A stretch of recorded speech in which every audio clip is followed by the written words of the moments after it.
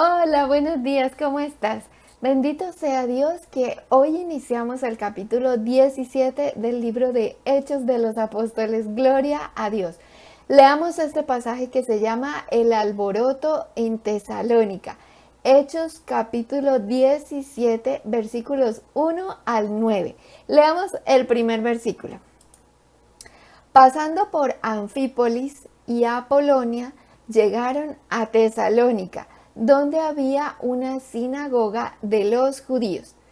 Recuerda que estamos leyendo el segundo viaje misionero del apóstol Pablo. Y para poder entender mejor en dónde estamos y para dónde vamos, miremos el mapa. Recuerda que ayer habíamos quedado en Filipos, indicada por la flechita gris. Y ayer también terminamos de leer todo lo que pasó en esa ciudad de Filipos. Ahora ellos siguen su camino y pasan por Anfípolis y Apolonia, flechitas roja y rosada, y llegan a una ciudad llamada Tesalónica, flechita amarilla. De esta ciudad oiremos hablar más adelante en la Biblia, porque hay unos libros en el Nuevo Testamento que se llaman Carta a los Tesalonicenses 1 y 2. Bueno, son cartas que escribió el apóstol Pablo a esta ciudad, a Tesalónica. Igualmente que oiremos hablar de Filipos por la carta a los filipenses. Tesalónica era una de las principales ciudades de Macedonia y actualmente aún existe, pero ahora se llama Salónica y forma parte de Grecia.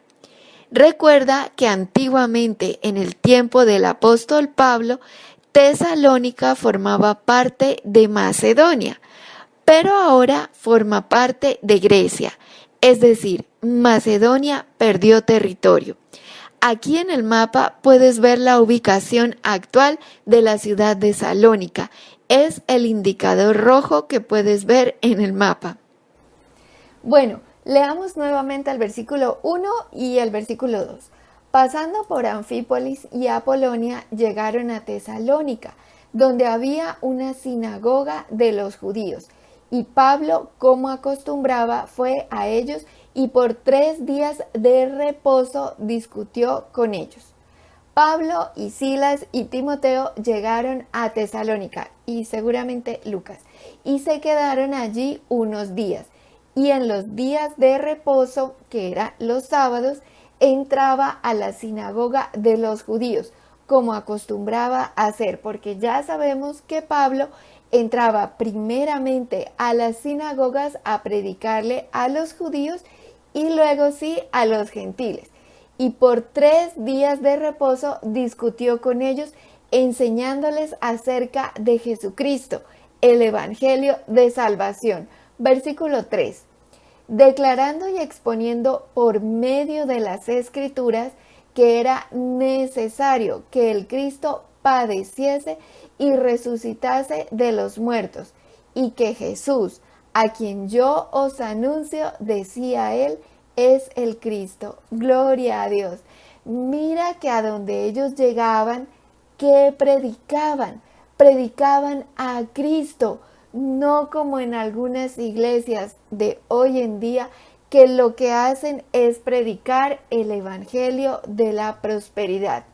En cambio, estos apóstoles no, ellos verdaderamente llegaban a donde llegaban, era predicando a Cristo mediante las escrituras, porque Cristo debe ser la preeminencia, lo más importante de todo, no la prosperidad ni el dinero, sino Cristo.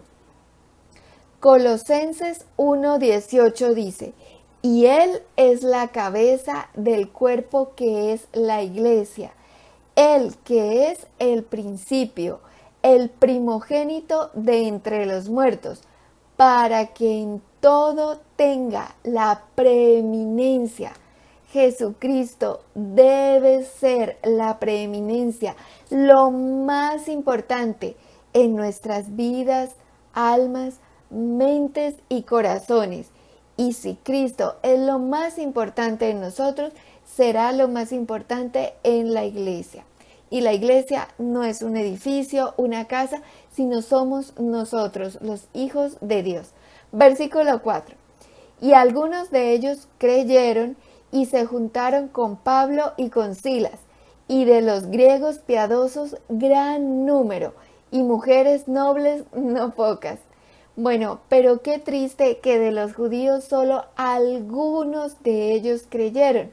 Ojalá hubiese sido todos, pero no, solo algunos. Tal como hoy en día, solo algunos creen verdaderamente en Jesucristo, el Hijo de Dios, y creer en Jesús verdaderamente de corazón significa obedecerle, obedecer su palabra, porque el Señor Jesucristo dijo, Juan 14:15 dice, si me amáis, guardad mis mandamientos. Si nosotros verdaderamente amamos a Jesús, guardaremos sus mandamientos. Bueno, entonces, unos creyeron, pero otros no. Versículo 5. Entonces los judíos que no creían, teniendo celos, tomaron consigo a algunos ociosos, hombres malos, y juntando una turba, alborotaron la ciudad, y asaltando la casa de Jasón, procuraban sacarlos al pueblo. ¡Wow! Nuevamente vemos en acción los celos, la ira, la envidia, ya que los judíos que no creían, por celos, por envidia, fueron y tomaron pandillas de hombres malos y perversos para juntar una turba y alborotar la ciudad. Y fueron todos juntos en turba y asaltaron la casa de Jasón, en donde estaban hospedados el apóstol Pablo, el profeta Silas, Timoteo, y procuraban sacarlos al pueblo, a la turba. Dios mío, ¿cómo habrá sido eso? Porque las turbas y pandillas de hombres malos y perversos son igual ahora que lo que eran hace 2000 años. Versículo 6. Pero no hallándolos, trajeron a Jasón y a algunos hermanos ante las autoridades de la ciudad, gritando, estos que trastornan el mundo entero también han venido acá. Bueno, acá voy a hacer un pequeño paréntesis. Mira este término que acabamos de leer en el versículo 6. Dice autoridades de la ciudad o politarcas.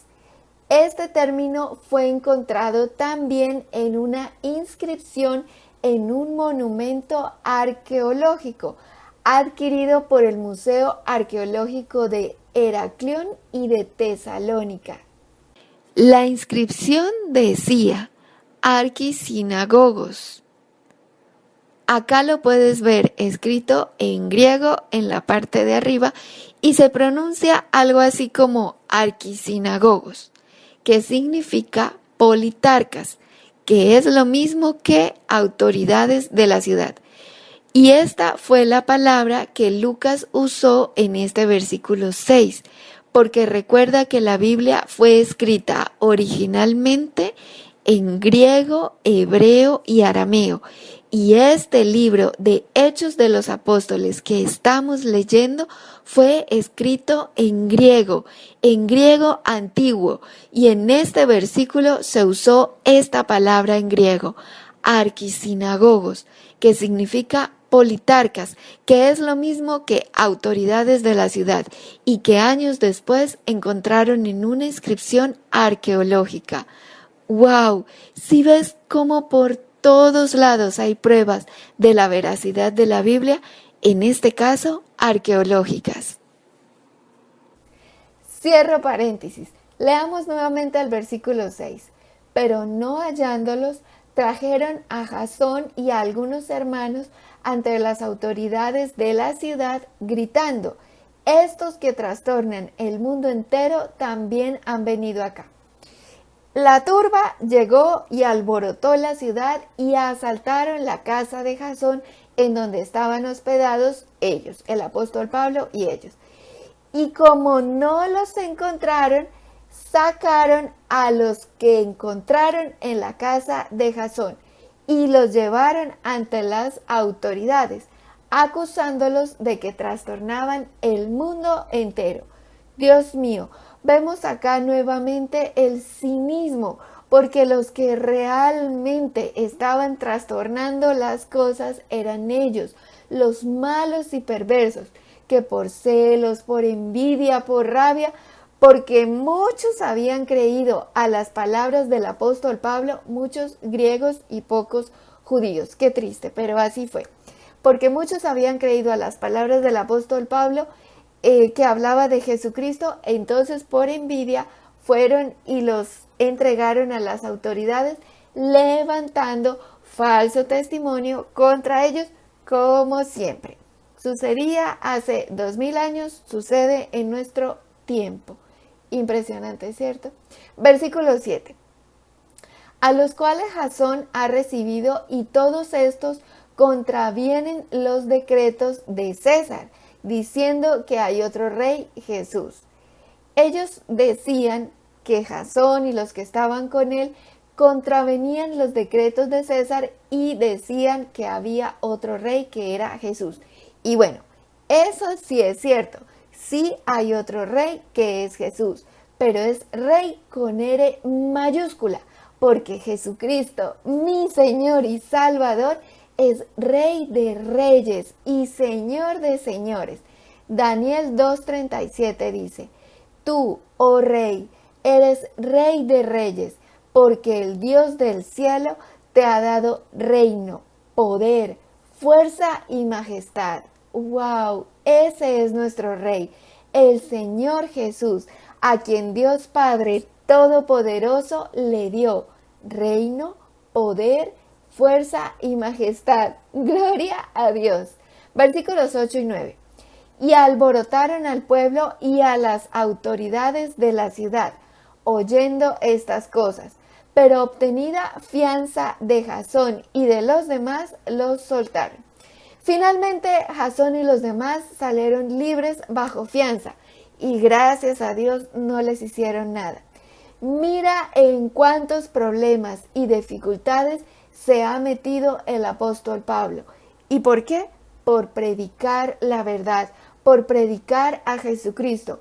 Pero él seguía firme en la fe sin desmayar.